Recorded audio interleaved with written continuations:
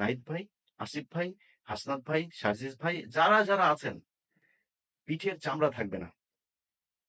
যদি মনে করেন যে এই সরকার চলে যাবে আর বিএনপি, আওয়ামী লীগ, বিএনপি বা জামাত ইসলাম আপনাদেরকে কোলে তুলে নিয়ে নাচবে, প্রশ্নই আসে না। আর আওয়ামী লীগ তো কত ভয়ংকর হইতে হবে সেটা আপনাদেরকে বোঝানোর দরকার নাই। আপনারা জানেন।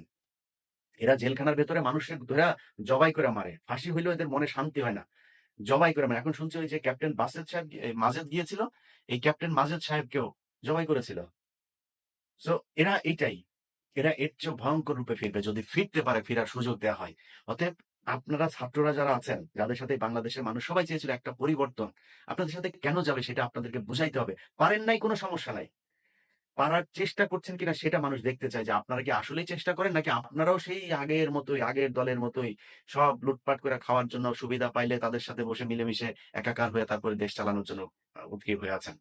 এই জিনিসগুলো আমার মনে হয় আপনাদের আ বোঝা উচিত আরকি।